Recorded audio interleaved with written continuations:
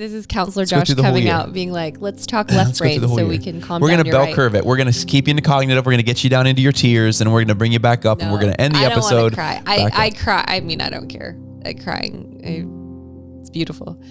Why I started that? Well, Josh, that's a great question. Thank you for asking. You're welcome. I feel like I'm on an interview. Appreciate you being here today.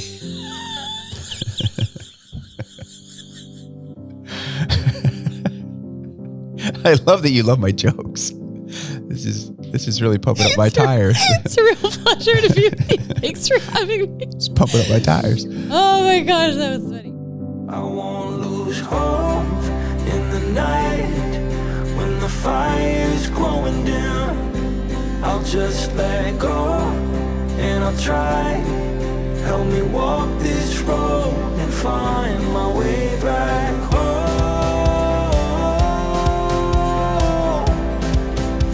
Find my way back home.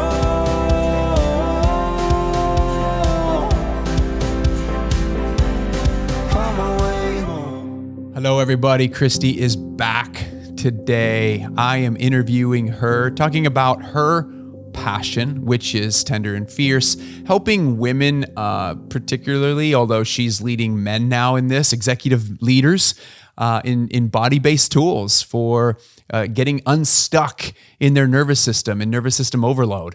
And so I'm interviewing her today to talk a little bit about what tender and fierce is, especially if you're a mom, if you're a working mom or you are a working wife, you yourself have just a lot that you're carrying right now.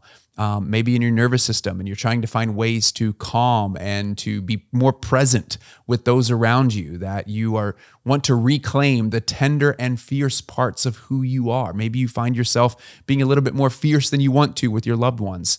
Or maybe you've even hit a place where you're completely shut down and fierceness is completely turned off, where you just don't even have the ability to fight in a lovingly fierce way anymore.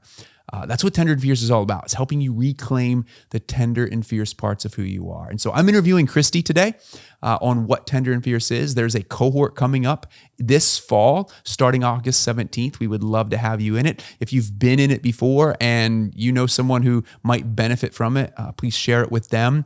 But this is an opportunity to be able to journey with Christi.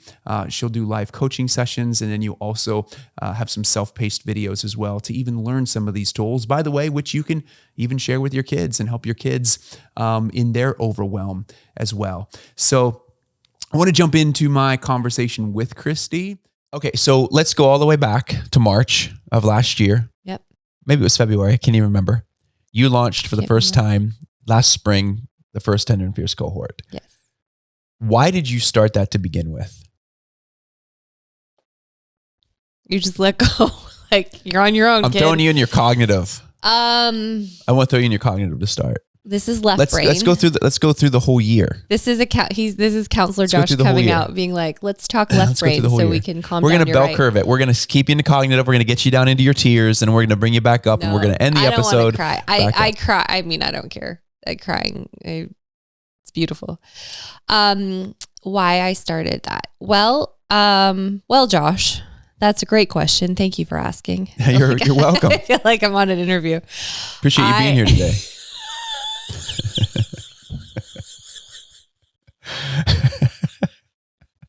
I love that you love my jokes. This is really pumping up my tires. It's a real pleasure to be with you. Thanks for having me. It's pumping up my tires. Oh my gosh, that was funny. Okay. Why did I do it? I don't know. Because the Lord told me to, and I would have been disobedient if I didn't. No, I have always, okay. Let's go back to the beginning. I have a heart for women. I have a heart for the power and the authority that women carry and yet are muzzled. I found I was repeating myself again and again and again when I would work with women one-on-one, which I love, by the way, like love. And my background, I did cognitive behavioral therapy. I did with actually chronic pain patients is how I started, but then moved into somatic work, which is body-based work. Found I loved that. a lot of like spiritual direction stuff sort of infused with all of that. But I was working with women one-on-one, and I would find myself saying the same things again and again and again. Or I'd find myself saying, man, I wish you had just heard like this last session I just got off, because obviously I can't say anything, but it's like, I wish that they had been a part of, like a fly on the wall, to be in that conversation, to realize they're literally dealing with the same things. Or I wish you had seen her walk through it in this way, because it would have been the thing that unlocked, this woman. And we've done a lot of group stuff in the past. And the power of group, if you're familiar with like a group model, is that there really is power within the group that's bigger than what an individual holds. And the transformation that can happen within a group is incredible, because God really does heal us in relationship. We are wounded in relationship and we heal in relationship. And so births in me this idea of like, if this needs to be a group, like I need to be able to bring these women together so they can hear all of the same things and be on the same page, and then they get to grow and heal together in community. And so birthed this idea of doing a group. And over, I don't even remember how long it was, but I just remember the Lord saying, I want to co-create with you in real time. And so every week we launched Tender and Fierce, and the Lord gave me that name. That wasn't something I came up with. And I remember when you came to me and saying Tender and Fierce, and I was like, what is that? And you're like, that's the name of the thing I'm supposed to start. Yeah. I wrote it down in my journal. I heard Tender and Fierce, and I wrote it down. I was like, oh, okay. Yeah, that's good. And the Lord was like, no, that's the name. And I was like, oh, that's even better. I love it. I love it so much. Great. I find naming things are so hard, but God's really good at it. So he is the one who names things. So it was called Tender and Fierce. And I realized it's this juxtaposition where I think as women, we've become hardened we start with tender hearts, and then we become hardened. And then we also lose our fierceness, like this mama bear, tiger, like we use those analogies all the time. And yet you see in culture so many women who are numb and apathetic and can't feel and can't tell you the last time they felt joy.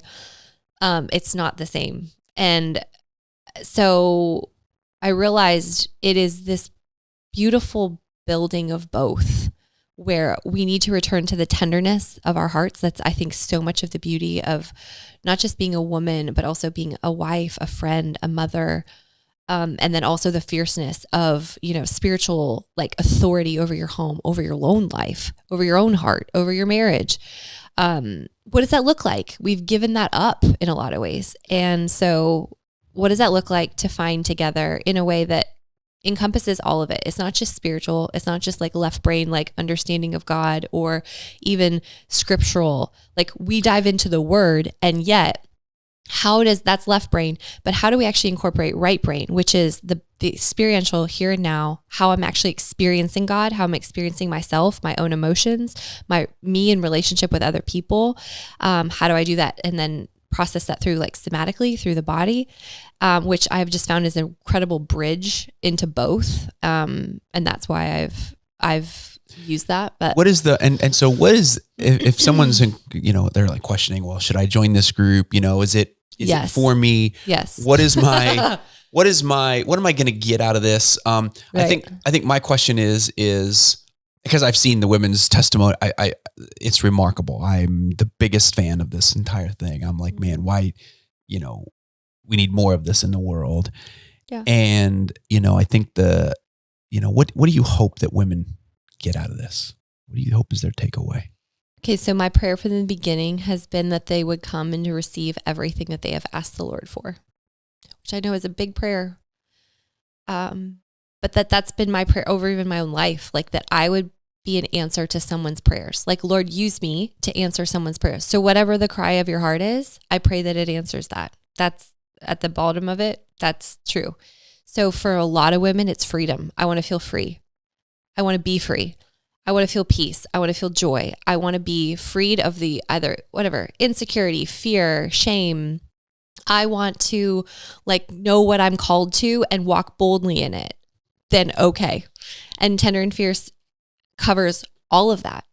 And what I've seen now, we've had 2 cohorts go through, and then we did a retreat just a few weeks ago. And I will cry because the 8 weeks are powerful, and most of the teaching is done in the 8 weeks. So we do teaching and then we do experiential stuff. So this isn't just left brain. This is then incorporating right brain, where it's encounter with God. It is doing somatic work. So body-based, actual practical things, learning how to regulate the nervous system, learning about the nervous system, what state of the nervous system you're in.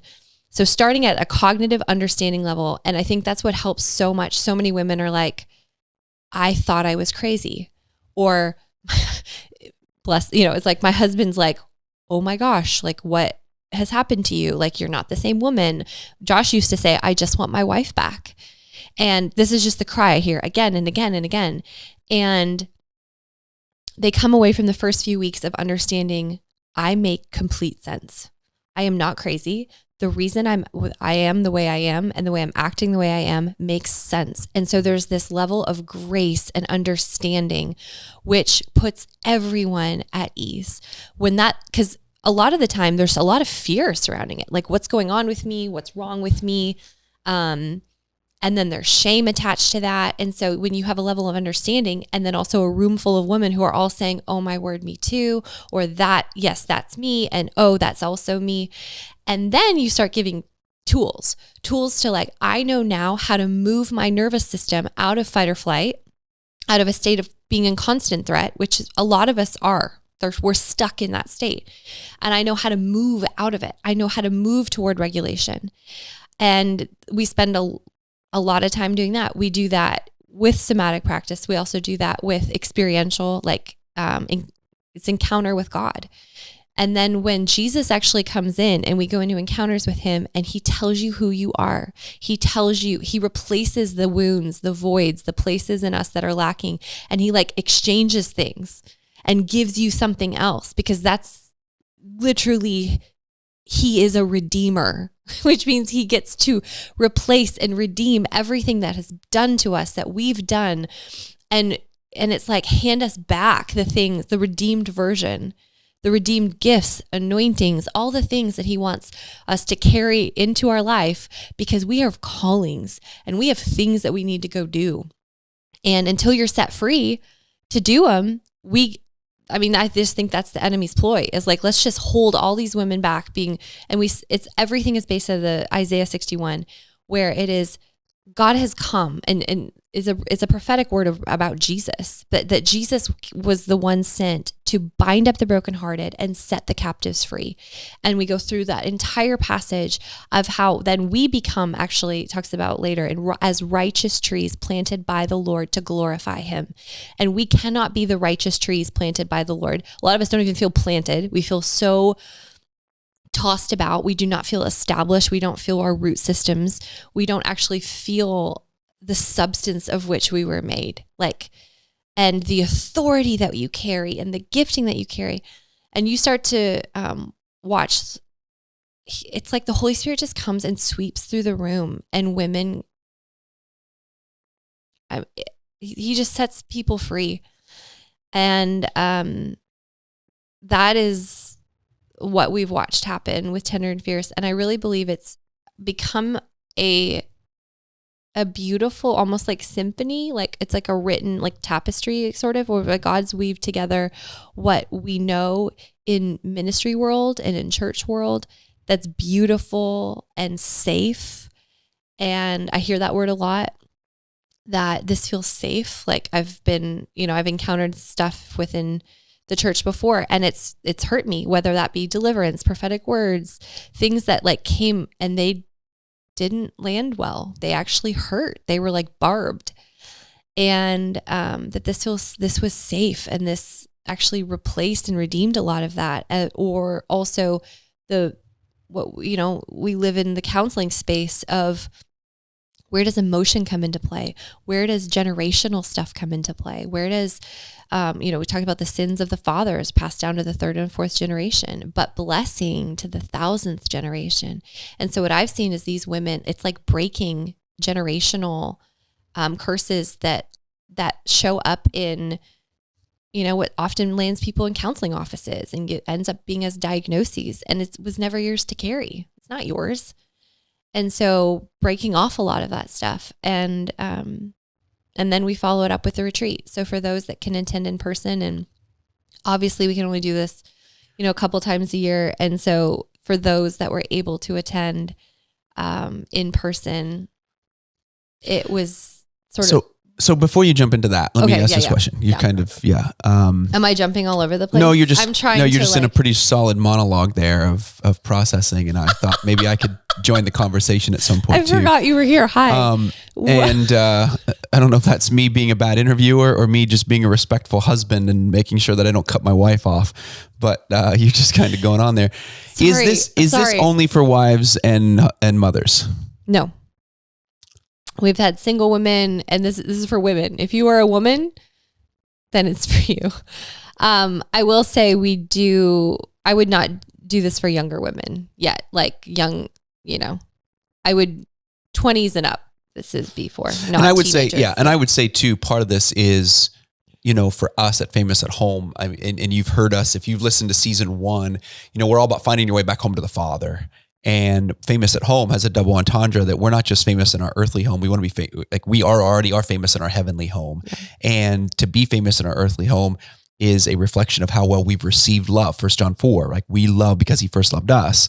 And so we want, part of this is an invitation back to the Father's heart for you. Mm-hmm. And that's why, so whether you're single, maybe you're looking for a husband, maybe you're not. Maybe you're just, you're content with where you're at. You're called to be where you are. But you want to know the Father's love. We all need to know the Father's love. And so, and you've had, grandparents be a part of this, and mothers and daughters, sisters. So I think that's the other component that I wanted to share. And then, so you're talking about the tender and fierce heart of a woman. Why would a woman want to come to the in-person retreat? Why did you do that? What was that about? And originally I didn't know that we wanted to do that. It was that we asked after every cohort. Yeah, we did a survey. That's right. Yep. We do a survey just to say how this impacted you. What can we make better? What do you want? What do you need now? What do you want from this? And a lot asked for a 2.0, the next, now what? Keep going. And in terms of spiritual giftings and that kind of thing. And a lot asked for a retreat, an in-person experience where we actually get to be together in real person. And that's always our heart. It changes. Zoom is remarkably powerful, I will say. So we will do field experience and Tender and Fierce on Zoom. And it's remarkably powerful in what happens actually. So I'm not no shade on that. And it works. Praise God for it, that we can bring people from different countries. We've had people from all over, and we all gather and it's we're in one room in a lot of ways. But to actually physically be in one room was, to hug someone, just beautiful. Yeah, and the reason that we limit the retreat to we call it alumni. So Tender and Fierce alumni. If you've gone through the first 8 weeks, is because all the foundation is laid. So we are all coming in with the same understanding. There's very little teaching, because nothing really needs to be taught. It then becomes ministry. It then becomes experience. It then becomes true getting to do work with women. And when I say work, I mean the emotional, the deep stuff, go to the deep places and not have to just talk about, left brain content. that I think we're often used to, in conferences or retreat type settings. This really becomes the ministry. Where you're taking notes or something. This is truly ministry time. And so that's why we do that. But it's a beautiful trusted space now because women know how to be with one another, that we're not trying to fix it. I'm not trying to slap a Bible verse on it. I'm not trying to give you advice. We don't do any of that. I'm not trying to even help you. I think so often we think that we have to come and be something for someone else, like, oh, she needs this, and we have to step in, and that's not your role. It's literally being with one another as God does it. That's his job. He's healer. And we get to step into that with other women and to just stand alongside them, and it's transformational. What I find so fascinating, okay, so for the women who can't do Tender and Fierce this time around, for the women who are just listening to the podcast and are saying, I wish I could join right now. I can't. Yeah. Maybe I can join in the future, but I'm not even sure about that. Talk to that woman right now about how can she be tender and fierce? Ooh. Help her awaken her heart a little bit. Yeah. Again, not that you do it, but the Spirit of God in her. Yeah. So I would say you go back to last week's episode, if you haven't listened to that, where we talked about curiosity. So I would always start with curiosity. That's literally the basis of, not the basis, maybe it's the approach that I would say to anything new. Approach with curiosity. Otherwise, it's deemed as a threat. And so if tenderness, even the word, offends you, I would that makes me want to stand up and clap because why? This is so great. I'm so curious. Why does even the thought of tenderness offend me, make me want to gag? Maybe fierceness makes you. Maybe the concept of that is ugh. Can I just be curious? Why? I wonder what that's about. Because even just that little drop into curiosity causes an opening into that space where now God can start to move and start to give you discernment and wisdom into what is that for you. I would also then say surrounding yourself as much as you can find in your local community with a community of women who are also open to growth and change. There's a lot that just aren't, to be totally frank. There's people who say they want change and don't. I've worked with many women like that, where they say they want help, and yet when it comes to it, they're not teachable, they're not humble, and they do not want to change. And it goes back to what we talked about last week. It's a hardened heart. It's a heart that's it is so, and I don't mean that to cast blame on them. I think it's a protective mechanism. They've used that to protect themselves. And which is where this tenderness is such a key. It's the thought of opening myself up to hurt again. Yeah. Yeah. Is so I become hard. So I don't feel. So I don't let other people in. These are all protective mechanisms that are really useful for seasons. High school. High school sucks. Middle school sucks. People are not nice, and a lot of us have walked through that. That's just real. And so walling ourselves off, hardening our hearts, it played a purpose. It did its job. And now are you at a place in your life where it's not serving you anymore? Because now you feel hard in friendship. Now you feel hard in your relationship with your spouse, with your kids. You feel this hardness of heart. You don't want it anymore. You want to be soft and full of joy and wonder and creativity and contentment, but you don't feel those things. And so surrounding yourself with people that you see moving toward that will probably be the biggest game changer, which is why, for those that feel if you feel led to be a part of it, join Tender and Fierce, not because it's something magical but because the community is all driving toward the same thing. Yeah. It's you get caught in the flow and you go too. And it's just the way we operate as humans. We go with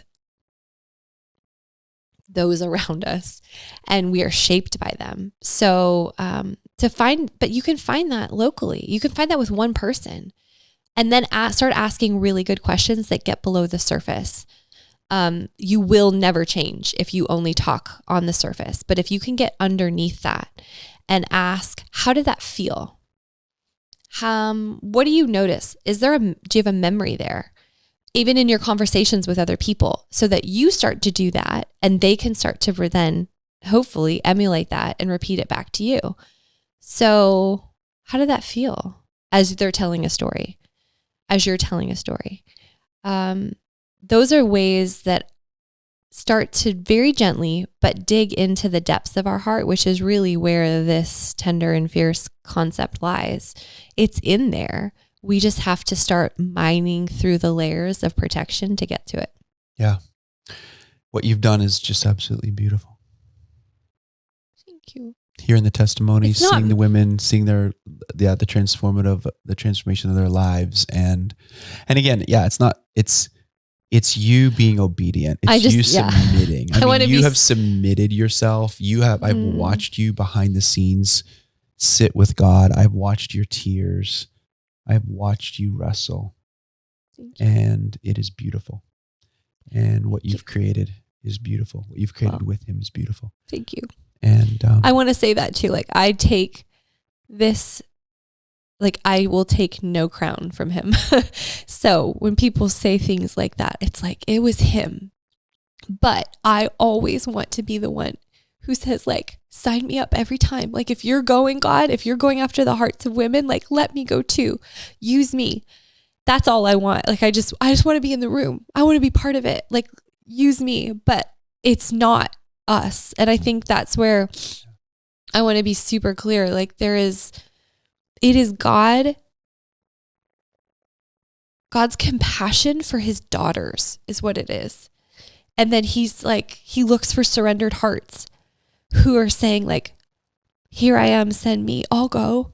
And I will be totally frank, it's been the hardest, most excruciating thing, and yet the most rewarding. And now I've watched all these women who have gone through it, who left, and I'm just going to say, like literally their testimonies are supernatural transformation. That's not something a human can do. Yeah. When they leave saying, like, I am totally free. Yeah. I feel my thoughts are different.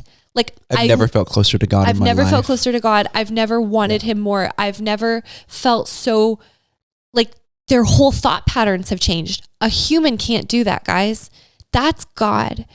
Like, women were fully delivered, and then started walking in their callings, like, literally, like, prophetic words flowing out of them, exhortation, teaching giftings, anointings, like, they started rolling in the things that God's already called them to, because he's cleared away all the things that were holding him back. And to see that, like, now they go, and you should watch them. Like, they've already started now leading. And this is where I think the replication comes, is now they're starting they want to take Tender and Fierce back to their communities, to their churches. And that's what we're trying to figure out, is like, how do we then equip them to go and do this? Like, this isn't, last thing I want to do is, like, hold this tight.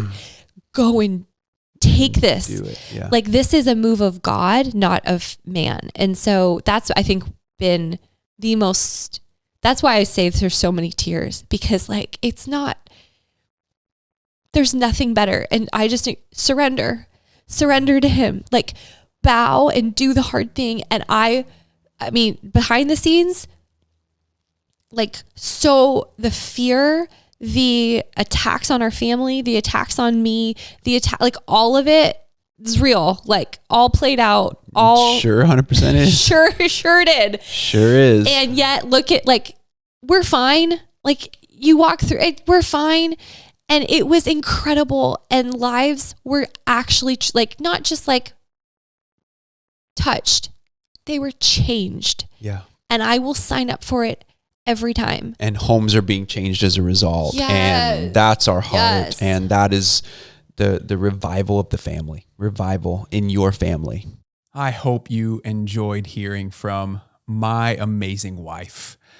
I love her so much, and her heart for women, her heart for living truly fully alive is just evident, as you can hear. And so I just really want to once again invite you in to the fall cohort of Tender and Fierce. It'll be the last one that we do this year. It starts August 17th. Registration will soon be coming to an end, so please jump in. The link is in the show notes. If you have a friend you would like to jump in with, a community of ladies who you'd like to do it with, share it with them as well. We would love to be able to journey alongside you. Keep in mind, until next week, that the greatest red carpet you will walk is through your front door. All the